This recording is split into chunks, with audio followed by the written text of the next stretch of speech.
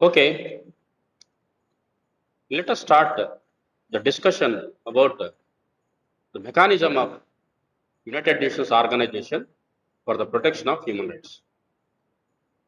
ఐక్యరాజ్య సమితి యొక్క యంత్రాంగం మరియు ఐక్యరాజ్య సమితి చేపట్టిన చర్యలు ఇందులో ప్రపంచంలో మానవ హక్కులు కాపాడడానికి తీసుకొచ్చిన ఒప్పందాలు, చేసిన ఒప్పందాలు, వాళ్ళు ఏర్పాటు చేసిన సంస్థల గురించి మనం చర్చిస్తున్నాం. అందులో భాగంగానే ఈరోజు కూడా మిగతా వాటిని చర్చించబోతున్నాం. మొన్నటి వరకు ఏం చెప్పాను? Declaration on right to development of 1986, 1986లో ఒక డిక్లరేషన్ ప్రకటన చేసుకున్నారు. ఆ ప్రకటన ఏంటంటే రైట్ టు డెవలప్మెంట్. దాని గురించి మీకు చెప్పాను. మిలీనియం గోల్స్ కూడా పెట్టుకున్నారు, జరిగింది. 2020 వరకు 22 వరకు టార్గెట్ పెట్టారు. మిలీనియం గోల్స్ అంటే 8 గోల్స్ ఉన్నాయి. మోర్టాలిటీ రేట్ని తగ్గించాలి, చైల్డ్ డెత్ని తగ్గించాలి, హైజీన్ కండిషన్లో జీవించాలి. ఇవన్నీ కూడా మీకు అభివృద్ధిలో భాగంగానే యునైటెడ్ నేషన్స్ వాళ్ళు చెప్పడం జరిగింది. రెండోది declaration on human rights defenders 1998. Declaration on human rights defenders. Defenders అంటే రక్షించే వాళ్ళు అని అర్థం. దానికోసం ఆ డిక్లరేషన్ చేసుకున్నారు, ప్రకటన చేసుకున్నారు 1998లో. ఎందుకంటే మానవ హక్కుల రక్షకులు కొంతమంది ఉన్నారు. వాళ్ళు కొన్ని సంస్థలను ఏర్పాటు చేసుకున్నారు. వాళ్ళు ఆ సంస్థలను ఆధారంగా చేసుకొని మానవ హక్కుల ఉల్లంఘన ఎక్కడ జరిగితే అక్కడ వాలిపోయి ఆ ఉల్లంఘనను వ్యతిరేకిస్తూ ఉంటారు. ఆ ఉల్లంఘనను ప్రజాకోర్టులోకి ఈడుస్తూ ఉంటారు. సో మానవ హక్కుల ఉల్లంఘన ఎక్కడ జరిగినా కానీ ఈ డిఫెండర్స్ వస్తారు. వాళ్ళ రక్షణ కూడా వీళ్ళ బాధ్యత. ఎవరి బాధ్యత? యునైటెడ్ నేషన్స్ ఆర్గనైజేషన్ బాధ్యత. ఎందుకంటే మానవ హక్కుల రక్షకులు ఎవరైతే ఉంటారో దాన్నే మానవ హక్కుల ఉద్యమకారులు అంటారు. మానవ హక్కుల ఉద్యమకారులు. మానవ హక్కుల ఉద్యమకారుల మీద దాడులు జరుగుతాయి. మీరు అనవసరంగా వచ్చి మీరు జోక్యం చేసుకుంటున్నారు అని పోలీసులు దాడి చేస్తారు ఒకవైపు. రెండో వైపు రౌడీలు, గుండాలు, అరాచక శక్తులు, అసాంఘిక శక్తులు సమాజంలో ఉంటాయి కదా, మానవ హక్కులు ఉల్లంఘించే శక్తులు. ఆ శక్తులు కూడా దాడులు చేస్తుంటాయి. ఆర్గనైజ్డ్ క్రిమినల్స్ ఉంటారు. ఆ క్రిమినల్స్ కూడా మానవ హక్కుల ఉద్యమకారుల మీద దాడులు చేస్తూ ఉంటారు. సో కాబట్టి వాళ్ళ రక్షణ కూడా యుఎన్ఓ బాధ్యతగానే చెప్పడం జరిగింది. సో ఇక declaration on the rights of indigenous peoples of 2007, 2007లో ఒక డిక్లరేషన్ చేసింది. ఆ డిక్లరేషన్ ఉపయోగం ఏంటంటే, ప్రయోజనం ఏంటంటే, లేక ఇంట్రెస్ట్ ఏంటంటే, ఇండిజినస్ పీపుల్. ఇండిజినస్ పీపుల్ అంటే ఎవరు? ఇండిజినస్ పీపుల్ అంటే ఎవరు? ఇండిజినస్ ఏంటి అంటే, ఇండిజినస్ కల్చర్ అంటాం కదా, ఏంటి? ఇండియన్ కాదు, ఇండిజినియస్. స్థానికులు, స్థానికులు అంటాం. సన్స్ ఆఫ్ సాయిల్, భూమిపుత్రులు. మొట్టమొదటిగా అక్కడ ఉన్న ప్రజలు. ఫర్ ఎగ్జాంపుల్ అమెరికాలో రెడ్ ఇండియన్స్ ఉన్నారు. రెడ్ ఇండియన్స్ అనే వాళ్ళు ప్రారంభంలో ఈ యూరోప్ నుంచి వలసవాదులు వెళ్ళక ముందు ఉన్న ప్రజలు వాళ్ళు. ఆస్ట్రేలియాలో కొంతమంది తెగలు ఉన్నారు. మీకు అమెరికా మరియు ఆస్ట్రేలియా ఎట్లా ఏర్పడ్డాయి తెలుసా? ఎట్లా ఏర్పడ్డాయి అమెరికా దేశం? అమెరికాలో ఇప్పుడు ఉండే ప్రజలందరూ స్థానికులు గారు. ఎక్కడి నుంచి వెళ్ళారు వాళ్ళు? వలసలు వెళ్ళారు. ఎక్కడి నుంచి వలస వెళ్ళారు? యూరోప్ నుంచి వలస వెళ్ళారు. బేసికల్గా France, England, Germany, Switzerland, Sweden, Denmark, Portugal ఇట్లాంటి దేశాల నుంచి వలస వెళ్ళారు వాళ్ళు. ఏ విధంగా వలస వెళ్ళారు? ముఖ్యంగా ఇంగ్లీష్ వాళ్ళు అక్కడికి వెళ్ళారు. ఇంగ్లీష్ వాళ్ళు అక్కడికి వెళ్ళిన తర్వాత వాళ్ళ యొక్క వలసలను ఏర్పాటు చేసుకొని, వాళ్ళ యొక్క కాలనీలను ఏర్పాటు చేసుకొని అక్కడ పరిపాలన కొనసాగిస్తూ, అక్కడ పూర్వమే అక్కడ ఉన్న ప్రజలు ఇండిజినస్ పీపుల్, స్థానికులు. ఇండిజినస్ పీపుల్ అంటే స్థానిక ప్రజలు. వాళ్ళను లొంగ తీసుకొని వాళ్ళ మీద పెత్తనం చలాయిస్తూ అక్కడ ఉండే వనరులను దోపిడీ చేయడం ప్రారంభించారు. ఎవరు? ఆంగ్లేయులు. వాళ్ళ తర్వాత ఫ్రెంచ్ వారు, వాళ్ళ తర్వాత ఇటలీ వారు, వాళ్ళ తర్వాత అనేకులు అక్కడికి వెళ్ళి వాళ్ళ యొక్క వనరులు దోపిడీ చేయడం ప్రారంభించారు. వీళ్ళందరూ అక్కడికి వెళ్ళి ఆ విధంగా సెటిల్ అయిన. అలానే ఆఫ్రికా నుంచి ఆంగ్లేయులు సొంతం చేసుకున్నారు, ఆంగ్లేయులు లోబర్చుకున్నారు. ఆంగ్లేయులు ఆ వనరుల పైన ఆధిపత్యం కలిగిన ఆంగ్లేయులు ఆ వనరుల్లో పని చేయడానికి, అంటే ఆ భూములు సొంతం చేసుకున్నారు కదా, ఆ భూముల్లో పని చేయడానికి ఆఫ్రికా నుంచి నల్ల జాతీయులను తీసుకోవడం జరిగింది. ఆఫ్రికా నుంచి ఎవరిని తీసుకోవడం జరిగింది? నల్ల జాతీయులు తీసుకున్నారు. నల్ల జాతీయులు ఎందుకు తీసుకుపోయారు? ఆ యొక్క ఎస్టేట్లో, ఆ యొక్క అగ్రికల్చర్ ఎస్టేట్లో పని చేయడానికి నల్ల జాతీయులు తీసుకున్నారు. నల్ల జాతీయుని బలవంతంగా తీసుకెళ్లడం జరిగింది. అక్కడికి వెళ్ళి బానిసత్వాన్ని అలవాటు చేయడం జరిగింది.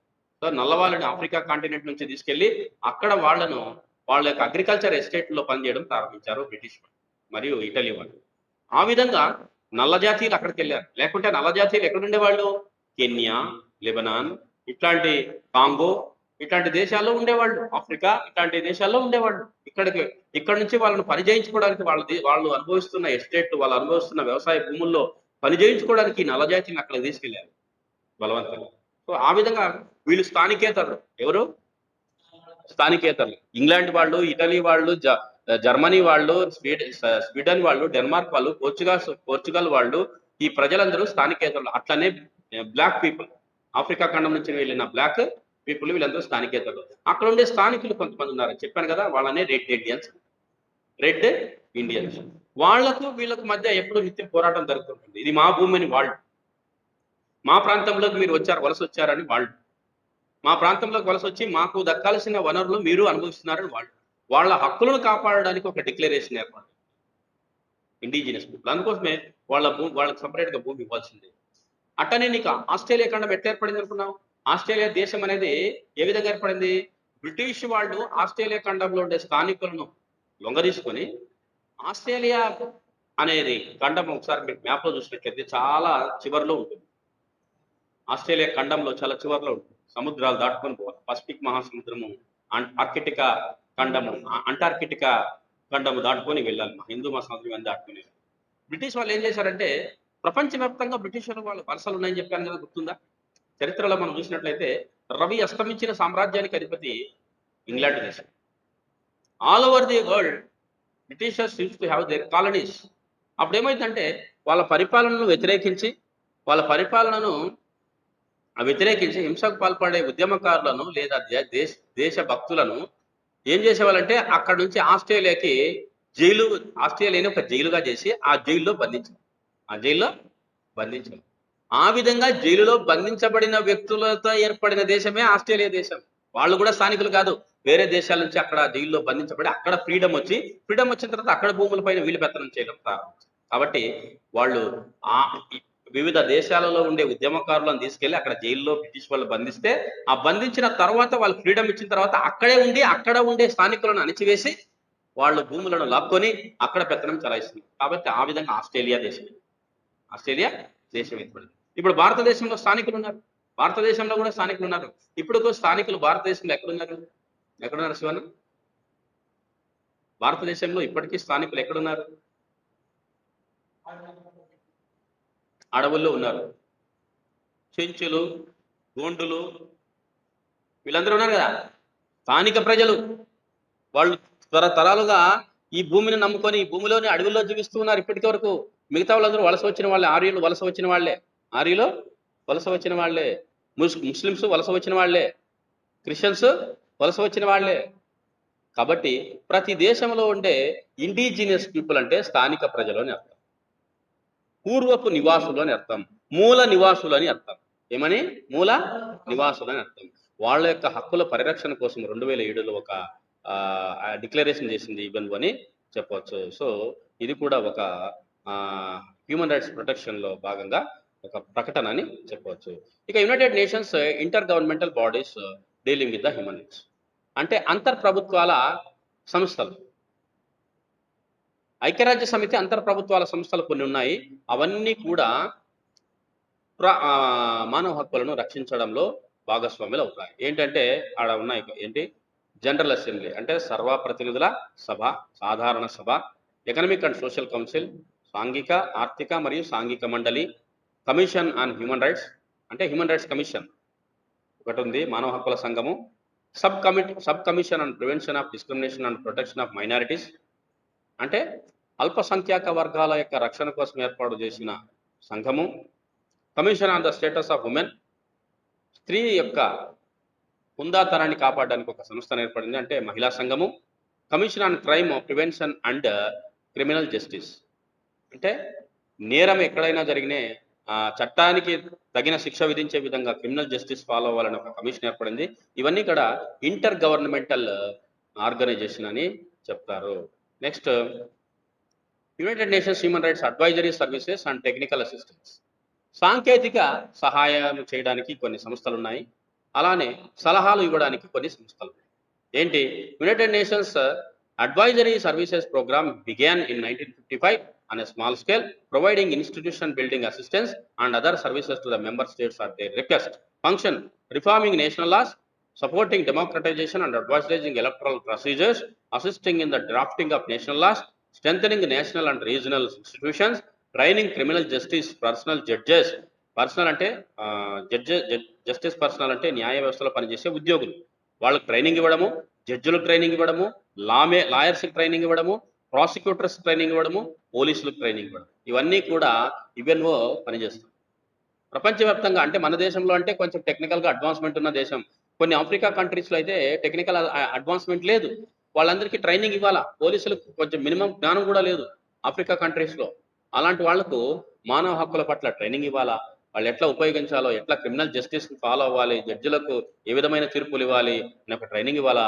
లా మేకర్స్కు ట్రైనింగ్ ఇవ్వాలా, అంటే చట్టాన్ని నిర్మించే లా మేకర్స్ ఉంటారు కదా, శాసనసభ్యులకు శాసనం అంటే ఏంటో తెలియని వాళ్ళు కూడా ఉన్నారు. అలాంటి వాళ్ళకి ట్రైనింగ్ ఇవ్వడం జరుగుతుంది. ట్రైనింగ్ ఇచ్చి జాతీయ చట్టాలను, రాష్ట్ర చట్టాలను తయారు చేసుకోవడానికి అవగాహన కల్పించే ప్రయత్నం కూడా యునైటెడ్ నేషన్స్ వాళ్ళు చేస్తున్నారు. ఆ విధంగా సలహాలు మరియు సూచనలు మరియు సాంకేతికపరమైన సహాయము చేస్తూ ఉంటుంది యునైటెడ్ నేషన్స్ వాళ్ళు. ఇక ప్రజాస్వామ్యం అంటే అలవాటు లేని దేశాలకు ప్రజాస్వామ్యం గురించి కూడా వివరిస్తుంది. డెమోక్రటైజేషన్ అంటే ప్రజాస్వామీకరణ చేయడానికి అనేక రకాల ప్రభుత్వ ప్రయత్నాలు యునైటెడ్ నేషన్స్ వాళ్ళు చేస్తూ ఉంటారని చెప్పవచ్చు. ఇక యునైటెడ్ నేషన్స్ రైట్స్ బాడీస్ ఉన్నాయి. ఆ బాడీస్ అంటే ఇప్పుడు చూడండి, charter bodies, treaty based bodies. అంటే ఆల్రెడీ యునైటెడ్ నేషన్స్ చార్టర్ అని ఉంటుంది కదా, అట్లాంటిక్ చార్టర్ అంటుంది, దాంట్లో కొన్ని బాడీస్ ఉన్నాయి ఆల్రెడీ, అవి రాసుకోడి బాడీలు, అవి ఆల్రెడీ ఎగ్జిస్టింగ్ బాడీస్గా మనం చెప్పవచ్చు. అలా కాకుండా ఒప్పందాల ద్వారా కొన్ని సంస్థలను ఏర్పాటు చేస్తున్నాయి ఆ బాడీస్. ఈ రెండింటిని మనం చెప్పినట్లయితే చూద్దాం. ఏంటి హ్యూమన్ రైట్స్ కౌన్సిల్ అనేది charter.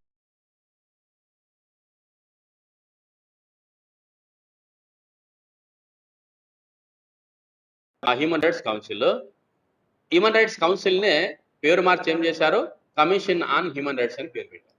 Commission on human rights అని పేరు పెట్టారు. Special procedures of human rights councils, ఇవన్నీ కూడా చార్టర్లో ఉండే సంఘాలు, చార్టర్లో ఉండే చట్టబద్ధమైన సంఘాలు. ట్రీటీల వల్ల వచ్చిన కమిటీలు ఏమిటంటే హ్యూమన్ రైట్స్ కమిటీ, సిసిపిఆర్ అనేది ఒకటి, committee on economic and social cultural rights, CESCR అనేది, committee on elimination of racial discrimination, అంటే ఇది జాత్యహంకార పద్ధతులను వ్యతిరేకించే సంఘం. జాత్యహంకారం అంటే నలుపువాళ్ళు, తెల్లవాళ్ళు, తెల్లవాళ్ళు, రంగుని ఆధారంగా చేసుకొని వివక్షత చూపే వ్యక్తులను డీల్ చేయడానికి ఈ సంఘాన్ని ఏర్పాటు చేయడం జరిగింది. దీన్నే committee on the elimination of racial discrimination అంటారు. Committee on elimination of discrimination against women, CEDAW already చెప్పాను. Committee against torture, CAT. Torture అంటే హింస, టార్చర్ అంటే క్రూరంగా ప్రవర్తించడం, వాడిని వ్యతిరేకంగా ఇది ఒక కమిటీ ఏర్పడింది. Sub committee on prevention of torture, committee on rights of child గురించి కూడా చెప్పాను, సిఆర్సి.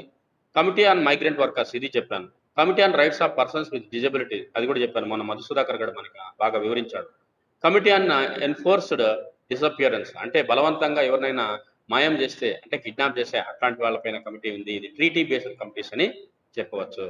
ఇక నెక్స్ట్ ఈ యొక్క హ్యూమన్ రైట్స్ కమిషన్ కౌన్సిల్ని మనం ఒక్కసారి చూసినట్లయితే, ఏం ప్రసవా ఆపైందా, ఎందుకో నువ్వు ఎగ్జిట్ అయినావు చూడ, ఆల్రెడీ ఎగ్జిట్ అయినట్టు వచ్చింది. ఇంకోసారి జాయిన్ అవ్వు, ఎగ్జిట్ అయినట్టు వచ్చింది.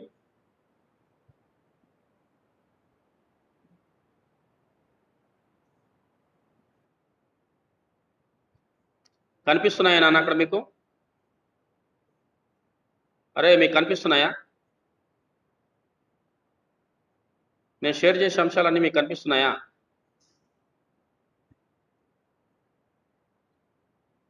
స్క్రీన్ షేర్ ఆఫ్ చేసినట్టు. నేను ఇప్పుడు ఆన్ చేశానులే, ఇప్పుడు కొంచెం అది లాక్ అయింది కాబట్టి అన్లాక్ చేయడానికి ఆఫ్ చేశాను. ఇప్పుడు కనిపిస్తుందా? Is it visible now? నాకు అనిపిస్తుంది. రైట్, ఇది చదవండి. హ్యూమన్ రైట్స్ కౌన్సిల్ ఇది చార్టర్ సంఘం, ఇది చార్టర్ సంస్థ. Human rights council is the principal UN international intergovernmental body responsible for human rights. HRC is a subsidiary organ of the General Assembly. HRC is a 47 member states are elected for 3-year terms by absolute majority of the General Assembly in a secret ballot. HRC holds a minimum of 3 years, 3 sessions in each year. దీనికి 47 మంది member states దీంట్లో ఎన్నికవుతారు. దీని యొక్క కాల పరిమితి 3 సంవత్సరాలు. దీన్ని absolute majority అంటే 2/3 మెజారిటీ, ప్రతి ముగ్గురులో 2 ఓట్లు వేయాలి. జనరల్ అసెంబ్లీ వాళ్ళు ఓట్లు వేయడం ద్వారా ఈ సభ్య దేశాలు ఎన్నికవుతాయి. సో దీన్ని హ్యూమన్ రైట్స్ కౌన్సిల్ అని అంటారు. హ్యూమన్ రైట్స్ కౌన్సిల్ని పేరు మార్చారని కూడా ఇప్పుడు ఇంతకుముందే మీకు చెప్పాను. ఏమని మార్చారు? Commission on human rights. Commission on human rights. Functions of HRC అంటే హ్యూమన్ రైట్స్ కమిషన్ లేక కౌన్సిల్ యొక్క పని ఏంటి, వాని యొక్క విధులు అంటే promote universal respect for protection of all human rights and fundamental freedoms for all without distinction of any kind and in a fair and equal. ప్రపంచంలో అన్ని చోట్ల ఏ విధమైన వివక్షత లేకుండా మానవులకు కల్పించబడిన మానవ హక్కులను రక్షించడమే దీని యొక్క ముఖ్యమైన బాధ్యత. Address situations of violations of human rights including gross and systemic violations and to make the recommendations and there. ప్రపంచంలో ఎక్కడ మానవ హక్కుల ఉల్లంఘన జరిగినా వాటిని ప్రస్తావించడం. సిస్టమిక్ వైలేషన్స్ అంటే ప్రభుత్వాలు మానవ హక్కుల ఉల్లంఘన జరిగినట్లయితే అట్లాంటి ఉల్లంఘనలను ఖండించడము మరియు రికమెండేషన్స్, హ్యూమన్ రైట్స్ని చట్టాలు చేయడానికి లేక హ్యూమన్ రైట్స్ను రక్షించడానికి రికమెండేషన్స్, సలహాలు లేక సూచనలు చేయడం. ఉదాహరణకు మనకు 2019లో ఈ మయన్మార్ దేశం రోహింగ్యాలను బలవంతంగా ఆ దేశం నుంచి పారిపోయేటట్లు హింసకు గుర్తుందా? అందుకే రోహింగ్యాలు పాకిస్తాన్, బంగ్లాదేశ్కి వచ్చారు, ఇండియాకి వచ్చారు. మయన్మార్ దేశం నుంచి బంగ్లాదేశ్కి, ఇండియాకు వలసలు వచ్చారు. రోహింగ్యాలు మయన్మార్ దేశానికి చెందిన ప్రజలు. అక్కడ పెట్టే జుంటా ప్రభుత్వం అంటే సైనిక ప్రభుత్వం వీళ్ళని పెట్టే హింసలో వీళ్ళంతా ముస్లిం తెగలు, వీళ్ళు ముస్లింకు తెగకు చెందిన రోహింగ్యా తెగ. అక్కడ బుద్ధిస్టులు అధికారంలో ఉన్నారు. అక్కడ బుద్ధిస్ట్ జుంటా ప్రభుత్వం అధికారంలో ఉన్న వాళ్ళు వీళ్ళిద్దరి మధ్య సంస్కృతి సాంప్రదాయాల మధ్య వైరుధ్యం ఉండడంతో వీళ్ళ మీద దాడులు చేయడంతో అక్కడ పారిపోయి ఇండియాకు, బంగ్లాదేశ్ రావడం. అప్పుడు ఈవెన్ఓ వాళ్ళు ఎంటర్ అయ్యారు. వాళ్ళకు హక్కు ఉంది, మానవ హక్కులు, కనీసం మానవ హక్కు జీవించే హక్కు ఉంది. అట్లాంటి జీవించే హక్కును కూడా మీరు కాలు రాస్తున్నారని చెప్పేసి జుంటా ప్రభుత్వానికి అక్షంతలు వేయడము జరిగింది. సో అట్లాంటివి చాలా ఈ యొక్క హ్యూమన్ రైట్స్ కమిషన్ వాళ్ళు లేక హ్యూమన్ రైట్స్ కౌన్సిల్ వాళ్ళు చేస్తున్నారు. Promote the effective coordination and the mainstreaming of human rights within the UN system. United Nations వ్యవస్థలో, ఐక్యరాజ్య సమితి వ్యవస్థలో మానవ హక్కులను ప్రమోట్ చేయడానికి కోఆర్డినేట్ చేసే బాధ్యత కూడా ఇదే, అంటే సమన్వయపరిచే బాధ్యత కూడా ఇదే. ఇక యూనివర్సల్ పీరియాడిక్ రివ్యూ అంటే వీళ్ళు రివ్యూ అంటే సమీక్ష, ప్రతిసారి సమీక్ష జరుపుతూ ఉంటారు. An innovative important part of HRC's machinery is the Universal Periodic Review Mechanism, through which the HRC periodically reviews the fulfillment by each of the UN 192 member states of their human rights obligations and commitments. వీళ్ళు ఏం చేస్తారంటే దీని యొక్క బాధ్యత ఏమిటంటే 192 దేశాలు ఉన్నాయి కదా ఐక్యరాజ్య సమితిలో సభ్య దేశాలు. 192 ఐక్యరాజ్య సమితి దేశాలు వాళ్ళు ఏమేమి నిర్ణయాలు తీసుకుంటున్నారు, ఏమేమి చట్టాలు చేశారు మానవ హక్కులు కాపాడడానికని సమీక్ష చేస్తారు. ఏ దేశము మానవ హక్కులు కాపాడడంలో ముందుంది, ఏ దేశంలో మానవ హక్కులు కాపాడడంలో వెనుకబాటుతనం ఉందని సమీక్ష రివ్యూ చేసి రేటింగ్ ఇస్తారు. ఇది ఈ యొక్క హెచ్ఆర్సీ చేసే పని. అందుకోసమే మనకి ప్రతి సంవత్సరము రేటింగ్ ఇస్తారు. మానవ హక్కుల రక్షణలో ఈ దేశం ముందుంది, మానవ హక్కుల రక్షణలో ఈ దేశం వెనక ఉంది అని మనకు స్థానాలు కల్పించి రివ్యూ ఇస్తూ ఉంటారు. ఇది ఈ యొక్క హెచ్ఆర్సీ చేసే పనిగా మనము చెప్పవచ్చు. ఇక special procedure of HRC. Special procedures are the mechanism established by the commission on human rights and assumed by human rights council to address either specific countries situations, country mandates or thematic issues in all parts of the world. ఇవి ఒక దేశానికి సంబంధించిన మానవ హక్కుల ఉల్లంఘన అయినా చర్చించవచ్చు, లేక ప్రపంచంలో సిద్ధాంతపరమైన లేక థిమాటిక్ అంటే థియరిటికల్ గా కూడా వాటి గురించి ప్రొసీజర్స్ గురించి రివ్యూ చేసి ఆ రివ్యూస్ ఇవ్వడానికి ఆస్కారము. సో ఇది కూడా ఒక అంశం. ఇక NGOs and human rights council. NGOs అంటే నాన్ గవర్నమెంటల్ ఆర్గనైజేషన్స్. ఎన్జిఓస్ అంటే నాన్ గవర్నమెంటల్ ఆర్గనైజేషన్, అంటే ప్రభుత్వేతర సంస్థలు. Only NGOs in consultative status with even economic and social council may be accredited to participate in regular and special sessions of human rights council. వీళ్ళు సంవత్సరానికి 3 సార్లు సమావేశమవుతారని చెప్పాం. 3 సార్లు సమావేశమైనప్పుడు NGOs కూడా కొన్ని మానవ హక్కుల రక్షణకు కొన్ని ఎన్జిఓస్ పనిచేస్తాయి. వాటిని ప్రెజర్ గ్రూప్స్ కూడా అంటారు, సివిల్ సొసైటీ గ్రూప్స్ అని అంటారు, ఏమైనా పిలవచ్చు. అంటే పౌర సంఘాలు అనొచ్చు, ప్రభావ వర్గాలు అనొచ్చు, మరియు నాన్ గవర్నమెంటల్ ఆర్గనైజేషన్ అనవచ్చు. వీళ్ళు ఎందుకు ఏర్పాటు చేస్తుంటారు? ప్రపంచంలో అన్ని దేశాల్లో కూడా నాన్ గవర్నమెంటల్ ఆర్గనైజేషన్స్ కొన్ని మానవ హక్కుల సంఘాలుగా పనిచేస్తుంది.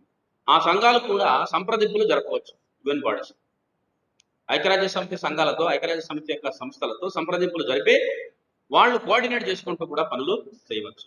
NGOs in consultative status with economic and social council May submit return statements ahead of a given HRC session. వాళ్ళు రిటర్న్ గా కూడా సబ్మిట్ చేయవచ్చు వాళ్ళ సమస్యలు. ఈ దేశంలో ఇలా ఉన్నాయి, ఇలా దేశంలో ఈ విధంగా ఉల్లంఘన జరుగుతుంది, వాళ్ళ యొక్క సమస్యలను ఈవెన్ హ్యూమన్ రైట్స్ కౌన్సిల్ కి రిటర్న్ గా కూడా సబ్మిట్ చేయవచ్చు. సో ఇది కూడా ఎన్జిఓలు కూడా పార్టిసిపేషన్ చేయడానికి అవకాశం ఉందని చెప్పవచ్చు. సో ఇవన్నీ కూడా ట్రీటీ బాడీస్. ఇక human rights architecture and at United nations. ఇప్పుడు చూడండి ఒకసారి, ఇది ఒకసారి గమనించండి, ఆర్కిటెక్చర్ ఎలా ఉందో ఒకసారి చూడండి. అందులో చూడు ఒకసారి, కనిపిస్తుందా? మానవ హక్కులు రక్షించడానికి ఇట్లా యంత్రాంగం ఉంది యునైటెడ్ నేషన్స్. ఇదంతా ఒకసారి చదవండి. ఇవన్నీ నేను ఆల్రెడీ డిస్కస్ చేస్తూ వచ్చినవే, ఒక్కొక్కటిగా చూడండి. యునైటెడ్ నేషన్స్ కింద వచ్చినట్టయితే security council, general assembly, United nations secretariat, economic and social council, ఇవి ముఖ్యమైన ప్రధాన అంగాలు. తర్వాత పైన international court of justice, international criminal court, ఇవి ప్రధాన అంగాలు. దాని కింద సోషల్ సెక్యూరిటీలో పనిచేసే సంస్థలు ట్రిబ్యునల్స్, ఐసిటివై, ఐసిటిఆర్. జనరల్ అసెంబ్లీ కింద పనిచేసే సంస్థలు committee and third committee, social, humanitarian and cultural, human rights council, general assembly కింద పనిచేస్తాను ఇప్పుడే చెప్పాను. ఆ ట్రీటీ బాడీస్ ఇవన్నీ ఇంతకుముందు చెప్పాను, సీడా గీడా ఇవన్నీ కూడా child rights committee, committee on against racial discrimination, committee on elimination of all forms of discrimination against women, ఇవన్నీ కూడా ఇక్కడ మనకు వస్తాయి ఈ అసెంబ్లీలో. ఈవెన్ సెక్రటరీ కింద పనిచేసేవి other office of the high commissioner for human rights, వీరికి ఒక హై కమిషనర్ కూడా ఉంటాయి. ఓకే. తర్వాత ఎకనామిక్ అండ్ సోషల్ కౌన్సిల్లో పనిచేసే సంస్థలు ట్రీటీ బాడీస్ కొన్ని ఉంటాయి ఇవి. తర్వాత commission of status of women, దీని కింద పనిచేస్తాయి. సో ఈ విధంగా దీని యొక్క నిర్మాణం, ఆర్కిటెక్చర్ చేసుకోబడి ఉంటుంది. అంటే ఏ బాడీ, ఏ సంఘము దేని కింద పనిచేస్తుంది క్లియర్ గా ఇక్కడ ఇవ్వడము జరిగింది. దీన్ని ఒకసారి మీరు గమనించండి. Other international human rights mechanisms, ఇంకా మిగతావి వీటితో పాటుగా మిగతావి international criminal tribunals, international criminal కోర్టులో, ఈవెన్ స్పెషలైజ్డ్ ఏజెన్సీస్ మెకానిజము, ఇవి కూడా అదర్ గా మనం చెప్తాం. ట్రిబ్యునల్స్ ఒకసారి చూడండి. ఈ ట్రిబ్యునల్ ఏంటి? Faced with widespread violation of international human rights and humanitarian law in the form of in former Yugoslavia and Rwanda in the early 1990s, the UN Security Council decided to establish 2 international criminal tribunals. రాండా అనే దేశంలో, Yugoslavia అనే దేశంలో wide spread human rights violation ఎందుకు జరిగాయి? Civil war వల్ల. Civil war అంటే పౌరయుద్ధం, civil war అంటే అంతర్యుద్ధం. Civil war అంటే అంతర్యుద్ధం, అధికారం కోసం జరిగే, ప్రజల మధ్య జరిగే యుద్ధం అంతర్యుద్ధం. ఆ టైంలో అధికారంలోకి వచ్చిన వాళ్ళు బలంగా మానవ హక్కుల ఉల్లంఘనకు పాల్పడ్డారు, అంటే చంపేశారు. ఎవరైతే తిరస్కరిస్తారో, మీకు ఒక సినిమా వచ్చింది రవాండాకు సంబంధించిన సినిమా, August 5th అనేది ఉంటుంది సినిమా, చూడండి. August 5th ఎప్పుడైనా చూడండి. ఎంత హింసకు పాల్పడ్డారంటే ఇంగ్లీష్ సినిమా. ఒక్క నిమిషం మీకు ఇప్పుడు సెర్చ్ చేసి ఇప్పుడే చూపిస్తాను. ఎందుకంటే అది రాండా దేశంలో అనేక రకాలుగా మానవ హక్కుల ఉల్లంఘన జరిగింది. దానికి ట్రిబ్యునల్స్ వేయడం జరిగింది. ట్రిబ్యునల్స్ అంటే ఫర్ ఎగ్జాంపుల్ మనకు భారతదేశంలో కారంచేడు, చుండూరు కేసులు తెలుసు కదా మీకు? కారంచేడు ఇష్యూ తెలుసు కదా? కారంచేడు జరిగినప్పుడు, చుండూరు కేసులు జరిగినప్పుడు దళితులను ఊచకోత కోయడం జరిగింది. 91లో దళితులను ఊచకోత చుండూరులో చేయడం జరిగింది. 85లో ఊచకోత కారంచేడులో జరిగింది. సపరేట్ ట్రిబ్యునల్ కోర్టులు ఏర్పాటు చేశారు, అక్కడ వినడానికి బెంచ్లు ఏర్పాటు చేశారు. అట్లనే అంతర్జాతీయ న్యాయస్థానము ఇక్కడ రవాండా దేశంలోనూ మరియు యుగోస్లావియా దేశంలో జరిగిన హింసను విచారించడానికి, మానవ హక్కుల ఉల్లంఘనను విచారించడానికి ఇంటర్నేషనల్ కోర్ట్ ఆఫ్ జస్టిస్ 2 ట్రిబ్యునల్ని ఏర్పాటు చేసింది. అంటే సపరేట్ కోర్టులను ఏర్పాటు చేసింది. ఆ కోర్టులు అక్కడ ఉండి అక్కడ జరిగే విచారణను జరిపించి ఏంటి న్యాయ అన్యాయాలను తేల్చాలనే ఉద్దేశంతో. సో అది ఈ యొక్క యునైటెడ్ నేషన్స్ వాళ్ళు ఏర్పాటు చేసిన ట్రిబ్యునల్ కోర్ట్స్గా మనము చెప్పవచ్చు. ఇక్కడ రవాండా ఏంది దాని పేరు ఏం పేరు, movie I forgot the movie name.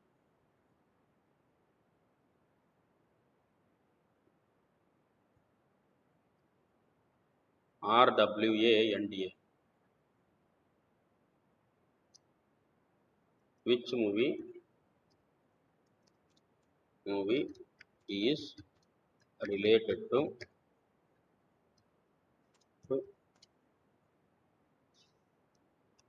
Rwanda violence?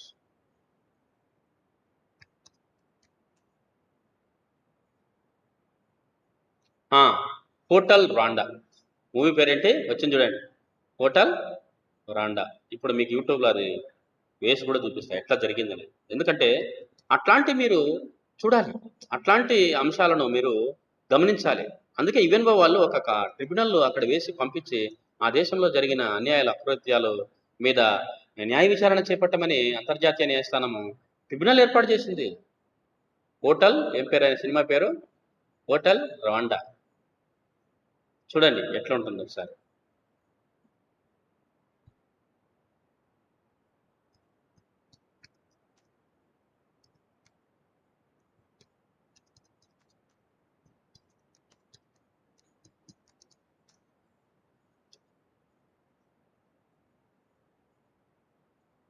ఈ మూవీ నేను చూశాను, వెరీ ఇంప్రెసివ్ మూవీ. ఎంత అన్యాయాలకు పాల్పడ్డారంటే ఆ దేశంలో ఉండే ఆర్మీ, ఆ దేశంలో ఉండే సైన్యము మనము చూసి తట్టుకోలేము. అంత అన్యాయాలకు పాల్పడ్డారు, అంత మానవ హక్కుల ఉల్లంఘన జరిగింది. రేపులు, మానభంగాలు, మర్డర్లు విచక్షణ రహితంగా జరిగాయి. ఇది వాస్తవంగా జరిగింది. చూడండి వచ్చింది.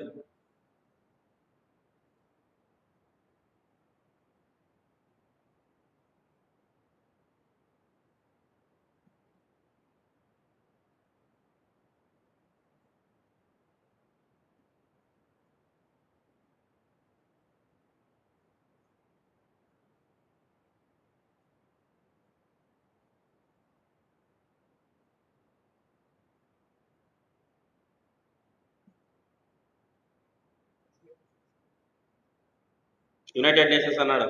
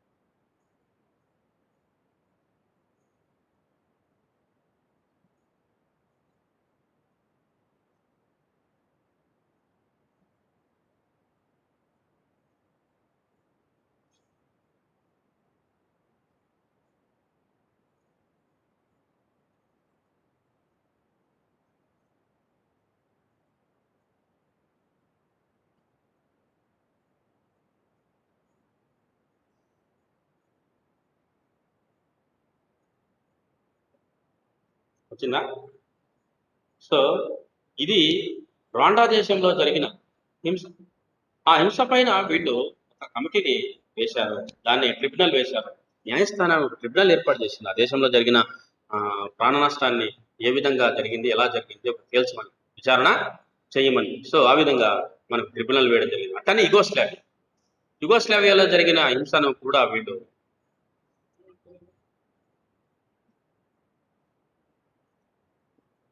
మళ్ళీ వస్తుంది శబ్దం వస్తుంది, మీకు రాలేదు కదా?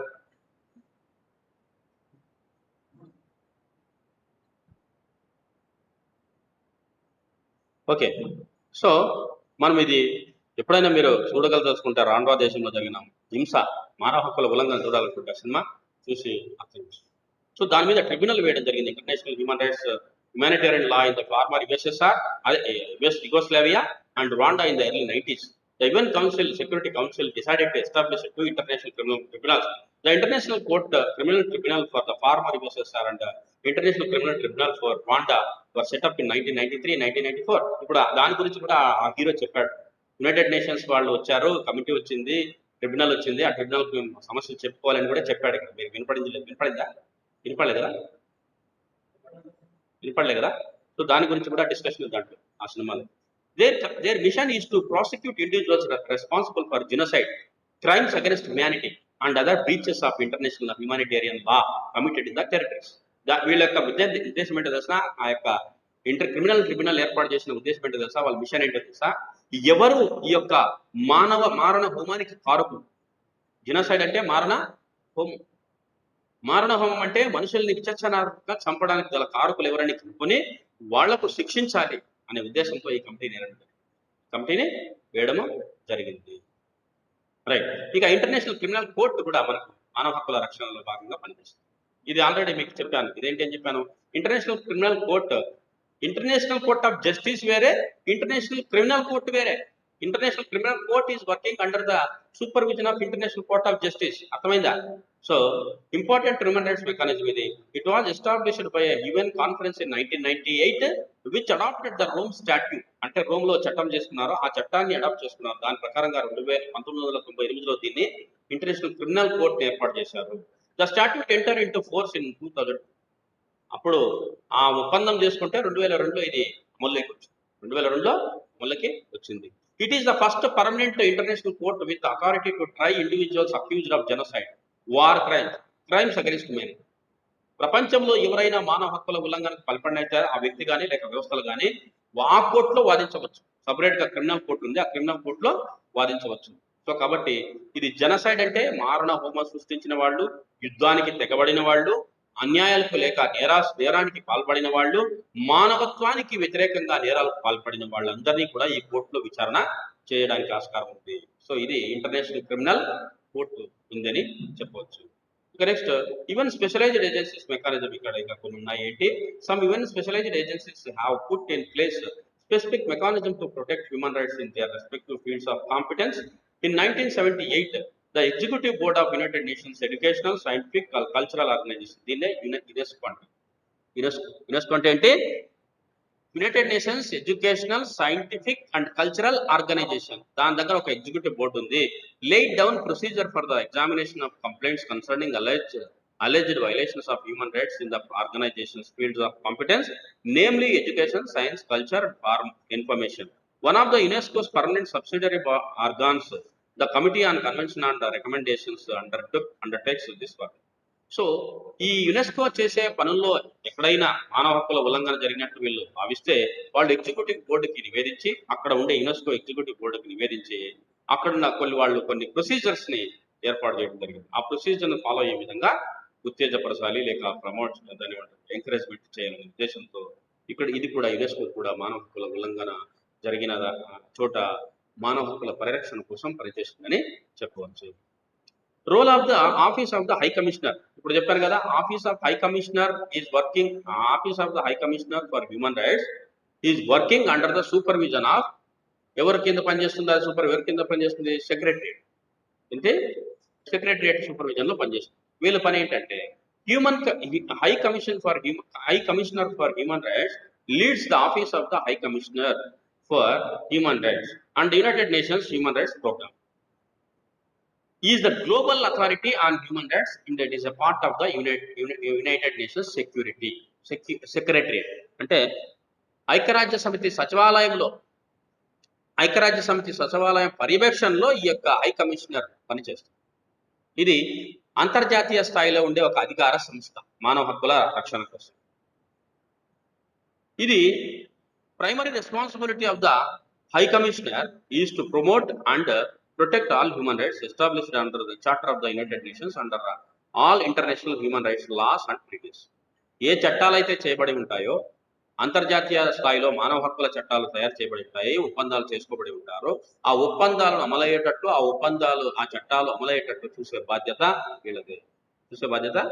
వీళ్ళదే అని తెలుస్తుంది. ఏది high commissioner for human rights. So ఇదంతా కూడా ఇక civil society unit of office of the high commissioners for human rights. Civil society wing కూడా ఉంది. ఇక్కడ ఏంటంటే was created to strengthen cooperation with civil society for more effective human rights promotion and protection. వీళ్ళు ఏం చేస్తారంటే high commissioner వాళ్ళు ప్రపంచ దేశాలలో ఉండే పౌర సంఘాలు ఏవైతే ఉన్నాయో మానవ హక్కులకు సంబంధించిన పౌర సంఘాలు, ఆ పౌర సంఘాలతో వీళ్ళు ఒప్పందాలు చేసుకుంటారు.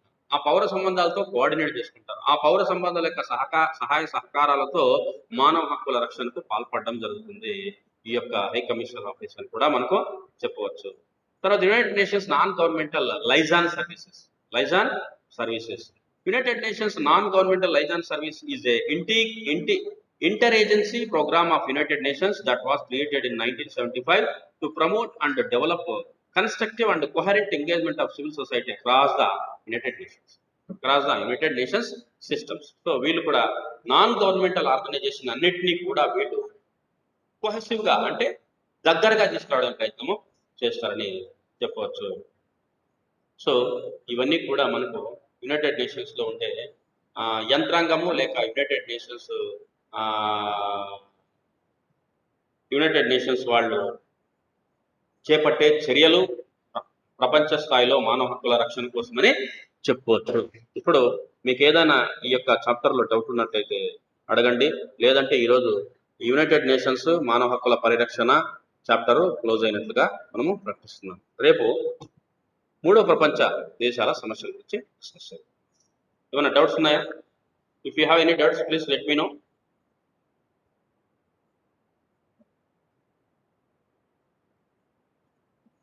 Do you have any doubts?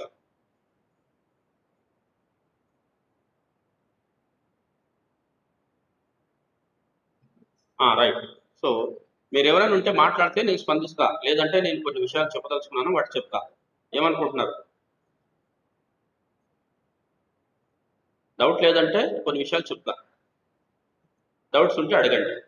చూసారా ఎంత పెద్ద యంత్రాంగం ఉందో ప్రపంచ స్థాయిలో మానవ హక్కుల పరిరక్షణకు ఐక్యరాజ్య సమితి ఆధ్వర్యంలో ఎన్ని ఏజెన్సీస్ ఉన్నాయి, ఎన్ని బాడీస్ ఉన్నాయి, ఎన్ని ఒప్పందాలు చేసుకున్నారు, ఎన్ని స్టాట్యుటరీ బాడీస్ ఉన్నాయి, ఎన్ని చార్టర్స్ ఉన్నాయి, ఎన్ని చట్టాలు ఉన్నాయి అనేది మనం ఈరోజు ఈ 4-5 రోజుల్లో మనము డిస్కస్ చేస్తాం, అంతే కదా?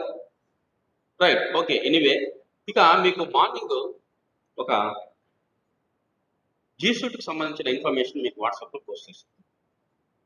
జీసూట్ అనేది గవర్నమెంట్ ఇంతకుముందు ఎట్లయితే వెబ్ఎక్స్ ఎట్లయితే చెప్పానందో జీసూట్లో అంతే. మీరు జీసూట్ క్రియేట్ చేసుకొని గూగుల్లోకి వెళ్ళి మీకు ఇచ్చిన క్రెడెన్షియల్స్ ఏవైతే ఉన్నాయో ఆ క్రెడెన్షియల్స్ పాస్వర్డ్ ఇచ్చాం కదా, ఆ పాస్వర్డ్ని ఆధారంగా చేసుకొని మీరు ఎంటర్ అయితే జీసూట్లోకి ప్రోగ్రాంలోకి వస్తారు. జీసూట్లో అన్ని ఫెసిలిటీస్ ఉన్నాయి. మనకు ఏమేమి ఫెసిలిటీస్ ఉన్నాయి? రికార్డింగ్ ఫెసిలిటీస్ ఉంది, బోర్డు వాడచ్చు, ఈజీ ఆన్లైన్ టీచింగ్ ప్లాట్ఫామ్గా ఉంది అది. సో దీనికంటే చాలా అది ఈజీగా ఉంది. దానికి వెళ్ళాలని మన రాష్ట్ర ప్రభుత్వము అందరికీ ఆదేశాలు జారీ చేసింది. దాంట్లో డబ్బులు పెట్టి మన అన్ని కళాశాలలు కొన్నాయి. ఇక్కడ మీకు విషయం ఏంటంటే ఈ జీసూట్ రావడం వల్ల ఇతరులు వేరే వాళ్ళు జాయిన్ అవ్వడం, మీకు ఏదైతే నెంబర్లు ఇచ్చారో ఆ నెంబర్ల వల్ల మీరు మాత్రమే దాంట్లో సభ్యులుగా జాయిన్ అవడానికి అవకాశం ఉంటుంది. ఎందుకంటే కళాశాలలో ఉండే కంప్యూటర్ సైన్స్ లెక్చరర్ మనకు శ్రీనివాస్ సారు దీన్ని పర్యవేక్షిస్తూ ఉంటారు. ఆ యొక్క హాల్ టికెట్ నెంబర్లు ఎంటర్ చేస్తారు కదా, ఆ హాల్ టికెట్ నెంబర్లు ఎంటర్ అయిన విద్యార్థులు మాత్రమే జీసూట్ ద్వారా అకౌంట్ క్రియేట్ చేసుకొని సపరేట్ అకౌంట్, ఆ పాస్వర్డ్ ఇచ్చిన పాస్వర్డ్ని మీరు తీసుకొని అందులో జాయడానికి ఆస్కారం. ఇక అటెండెన్స్ అనేది నేను ఫోటోలు కూడా తీసుకోవాల్సిన అవసరం లేదు. ఎట్లా చేసినా అందులో అటెండెన్స్ అనేది మీరు ఈమెయిల్ ద్వారా మీకు ఏదైతే ఇస్తారో ఆ ఈమెయిల్ మీకు పాస్వర్డ్ ఇస్తారో దాని ద్వారా మీరు జాయిన్ అయితే ఎంతసేపు ఉన్నారు, ఎంత టైం ఉన్నారు అనేది కూడా అక్కడ మీకు జీసూట్లో పడుతుంది. అదంతా కూడా కమిషనర్ ఆఫీస్లో మానిటరింగ్లో. ఇప్పుడు కొంతమంది బయట నుంచి ఫస్ట్ ఇయర్ వాళ్ళు ఇందులో జాయిన్ అవ్వచ్చు. ఇప్పుడు నేను లింక్ పెడితే అందులో చేయడానికి అవకాశం ఉంది. దానికి లింకే లేదు. మీరు డైరెక్ట్గా నేను క్లాస్ టైం ఉంటుంది, షెడ్యూల్ టైం పెడతాము, టైమింగ్స్ అన్నీ మాకు ఆల్రెడీ ప్రీ ప్రోగ్రామ్డ్ చేసి ఉంటాయి. ఆ ప్రీ ప్రోగ్రామ్డ్ చేసి ఉన్న షెడ్యూల్డ్ టైమింగ్స్ ప్రకారంగా క్లాసుల ప్రకారంగా మీకు మెసేజ్ వస్తుంది మీ మెయిల్కి జీ సూట్కి. ఆ మెయిల్లో మెసేజ్ మీరు క్లిక్ చేస్తే మీరు డైరెక్ట్గా జాయిన్ అయిపోతారు క్లాస్. ఇక లింకులు షేర్ చేయడాలు వాట్సాప్ల ద్వారా రావడాలు ఉండవు. ఈ ఫోటోలు తీసుకోవడాలు అవసరం ఉండదు. నేను కావాలనుకుంటే ఎవరెవరు వచ్చినారనేది కూడా అక్కడ మనకు లిస్ట్ విజిబుల్గా కనిపిస్తుంది. మీ ఈమెయిల్ ఐడి, మీ హాల్ టికెట్ అన్నీ కూడా మనకు కనిపిస్తుంది. ఆ వీడియో కూడా ఉంటుంది. కాబట్టి ఇదంతా ఎందుకు చేస్తున్నారు ఇదంతా ఇదంతా ఎందుకు చేస్తున్నారంటే ఈ ఆన్లైన్ పాఠాలు చెప్తున్నప్పుడు కొంతమంది ఫేక్ డేటా ఇస్తున్నారు. నేనైతే కరెక్ట్గా డేటా ఇస్తున్నాను. నేను ఎంతమంది వస్తున్నారు అంతమంది ఆడ రాస్తున్నాను. కొంతమంది 10 మంది వస్తే 30 మంది రాస్తున్నారు. 55 మంది మీ స్ట్రెంత్ ఉంటే 45 మంది జాయిన్ అవుతున్నారని రాస్తున్నారు. అట్లాంటి వాళ్ళందరినీ ఎరివేయడానికి, అట్లనే మీరు ఖచ్చితంగా పాఠం వినాలి. పాఠం వినకపోతే మీరు ఆబ్సెంట్ అయినట్లు లెక్క. మీరు ఆబ్సెంట్ అయినట్లు అంటే దానికి మళ్ళీ వాళ్ళు ప్రత్యేకంగా మీ ఆధార్ కార్డుకి ఇంకో దానికి లింక్ చేసి ఈ జీ సూట్ అటెండెన్స్కి దానికి లింక్ చేసి దానికి సంబంధించిన చర్యలు అనేది జరుగుతూనే ఉంటాయి.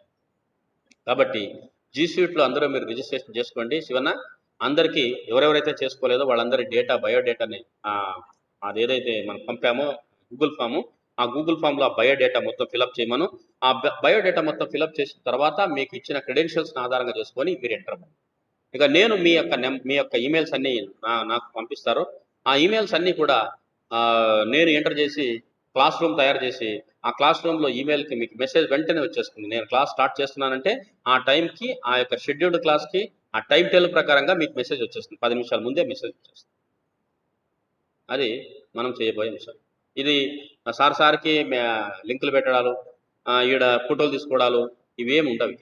అంతా కూడా recorded. Everything is recorded. Your email is linked, your hall ticket is linked. అర్థమైందా లేదా? మీ Aadhaar card is linked G సూట్కి. మీరు వచ్చి జాయిన్ అయితేనే లెక్క. జాయిన్ అయ్యి వెళ్ళిపోతే లెక్క కాదు. ఎంతసేపు ఉన్నాడు, ఏ క్యాండిడేట్ ఎంతసేపు ఉన్నాడనే డేటా కూడా వచ్చేస్తుంది. దాని ప్రకారంగా జాయిన్ అయ్యి వెళ్ళిపోయిన వాళ్ళకి చర్యలు కూడా ఉంటాయి. కాబట్టి మీకు చెప్తున్న విషయం ఏంటంటే అందరూ కూడా ఖచ్చితంగా ఆ యొక్క గూగుల్ షీట్ ఏదైతే మన షేర్ చేశానో అంతకుముందు ఒకసారి దాని ప్రకారంగా ఎకనామిక్స్ సార్ షేర్ చేసి ఉంటాడు, నేను షేర్ చేసినాను, హిస్టరీ సారు షేర్ చేసి ఉంటాడు. ఎవరు షేర్ చేసినా కానీ డేటా మాత్రం ఒకటే. అదే డేటా మీరు ఫిలప్ చేసి గూగుల్ జీ సూట్ అంటే ఏంటి? గూగుల్ షూట్ అని అర్థం. జీ అంటే గూగుల్. అన్ని ఆప్షన్స్ దాంట్లో ఉంటాయి. మీకు యూట్యూబ్ ఉంటుంది, గూగుల్ మీట్ ఉంటుంది, గూగుల్ క్లాస్ రూమ్ ఉంటుంది, గూగుల్ షీట్లో అన్ని ఎవ్రీథింగ్ 20-30 యాప్స్ ఉంటాయి దాంట్లో. ఆ యాప్స్ అన్నిటినీ మనం ఉపయోగించుకోవడానికి అవకాశం. మీరు ఎప్పుడైనా కానీ ఆ లెక్చర్లు కూడా విన్న తర్వాత ఆ లెక్చర్లు కూడా వినడానికి ఆస్కారం దాంట్లో ఉంటుంది. సో ఇవన్నీ కూడా మార్పులు చేర్పులు. ఈ మార్పులు చేర్పులను గమనించి మీరు ఆ విధంగా ముందుకెళ్ళండి. మళ్ళీ నేను ఈరోజు రేపు నేను కూడా మీ నెంబర్స్ అన్నీ, మీ యొక్క హాల్ టికెట్ నెంబర్స్ అన్నీ ఆల్రెడీ వచ్చేసాయి కొన్ని నాకు. మిగతా రానివి, మిగతా వాళ్ళు ఎవరెవరైతే జాయిన్ అవ్వలేదో ఆ జాయిన్ అవ్వని వాళ్ళవి, తర్వాత మీ ఈమెయిల్స్ అన్నీ కూడా నేను నా యొక్క అకౌంట్లో సేవ్ చేసుకోవాలా. సేవ్ చేసుకున్న తర్వాత ఒకే క్లిక్తో మీకు అందరికీ ఒకేసారి లింక్ వచ్చేస్తుంది. కాబట్టి ఆ యొక్క ఈమెయిల్ అకౌంట్లు కూడా నేను సేవ్ చేసుకోవాల్సిన అవసరం ఉంది. ఈ లోపల మీరు చేయాల్సిన పని ఏంటంటే మీరందరూ కూడా వెల్ ఎక్విప్డ్ అయ్యి అన్ని డేటాను గూగుల్ షీట్లో మీరు పంపిస్తే ఆ సారు వెంటనే మీ యొక్క డేటాని దాంట్లో ఎంటర్ చేసేస్తారు. ఎవరు? శ్రీనివాస్ సార్. ఏదైనా డౌట్ ఉన్నట్లయితే శ్రీనివాస్ సార్ నెంబర్లు పెట్టాను కదా, శ్రీనివాస్ సార్ నెంబర్లు పెట్టాను. శ్రీనివాస్ సార్ నెంబర్కి ఫోన్ చేసి, సార్ నాకు ఇట్లా ప్రాబ్లం వస్తుంది, నేను ఇక్కడ జాయిన్ కాలేకపోతున్నానని ఆయనకు మీ సమస్యను చెప్పండి. ఆయన మీ సమస్యను పరిష్కరించడానికి అవకాశం ఉంది. ఎందుకంటే టెక్నికల్ నాలెడ్జ్ ఆయనకు ఉంది కాబట్టి. నాకు టెక్నికల్ నాలెడ్జ్ లేదు. దాంట్లో ఎట్లా జాయిన్ చేయాలా, ఎట్లా చేయాలని తెలియదు. నాకు ఓన్లీ ఎట్లా ఆపరేట్ చేయాలి, క్లాస్ రూమ్ని ఏ విధంగా ఆపరేట్ చేయాలి అది మాత్రమే తెలుసు. అంతవరకే మాకు తెలుసు. బట్ అక్కడ ఎట్లా జాయిన్ చేయాలి, మీ నెంబర్స్ ఏ విధంగా మ్యాపింగ్ జరుగుతుంది. మీ యొక్క మ్యాపింగ్ ఎట్లా అంటే మీరు ఎక్కడున్నారో కూడా తెలిసిపోతుంది. జియో మ్యాపింగ్ జరుగుతుంది. మీ మొబైలు, మీ ఈమెయిల్ ద్వారా మీరు జాయిన్ అవుతారు కాబట్టి మ్యాపింగ్ ఉంటుంది. మీరు ఎక్కడున్నారు, ఎక్కడి నుంచి జాయిన్ అయినారు అనే ఇన్ఫర్మేషన్ కూడా ఉంటుంది. కాబట్టి జియో మ్యాపింగ్ చేస్తున్నారు. ఆ మ్యాపింగ్ జరగాలంటే మీ డీటెయిల్స్ దానికి పంపాలి. ఎవరెవరు పంపలేదు? ఎవరైనా ఉన్నారా ఇంకా పంపని వాళ్ళు? నేను కొన్ని నెంబర్లు పెట్టాను, ఆ నెంబర్లన్నీ అయిపోయినాయి. ఆ నెంబర్లన్నీ మీది ఉందా? అయిపోయిందా శివనా నీది? అయిపోయిందా? మరి ఎవరైతే చేయలేదో వాళ్ళని కొంచెం ఎంకరేజ్ చేయండి. మళ్ళీ ఒకసారి ఆ యొక్క గూగుల్ ఫామ్ పెట్టి ఏదైతే వర్క్ అయిందో మీకు అదే గూగుల్ ఫామ్ను పెట్టి ఎంకరేజ్ చేయండి. సరేనా? ఓకేనా? ఇక మిగతా ఎవరైనా అక్కడ ఉంటే అమ్మాయిలు మీరు ఎఫ్సివా, వెంకటలక్ష్మి, నరసింహ, మదన గోపాల్, కుమార్ నాయక్ అండ్ నాగేంద్ర, మీరు కూడా మీవన్నీ ఉన్నాయా? నెంబర్స్ వచ్చాయా? మీరు ఒకసారి చెక్ చేసుకున్నారా మీ అకౌంట్స్ని? మీ అకౌంట్స్ని చెక్ చేసుకున్నారా? సార్ నా నంబర్ వచ్చింది సార్, హాల్ టికెట్ నెంబర్. ఎవరిది మాట్లాడుతుంది? కుమార్ నాయక్. కుమార్ నాయక్ సార్. నీ హాల్ టికెట్ నెంబర్ వచ్చిందంటే నీ అకౌంట్ చెక్ చేసుకో ఒకసారి. ఆ ఇచ్చిన పాస్వర్డ్ని ఆధారంగా చేసుకొని నీ అకౌంట్ని చెక్ చేసుకో, జాయిన్ అవ్వు. Okay sir. పాస్వర్డ్ పెట్టాను చూడు, నీకు పాస్వర్డ్ వచ్చింది కదా, దాన్ని ఆధారంగా చేసుకొని నువ్వు జాయిన్ అవ్వు. గూగుల్ జీ సూట్లో జాయిన్ అవ్వండి. సరేనా?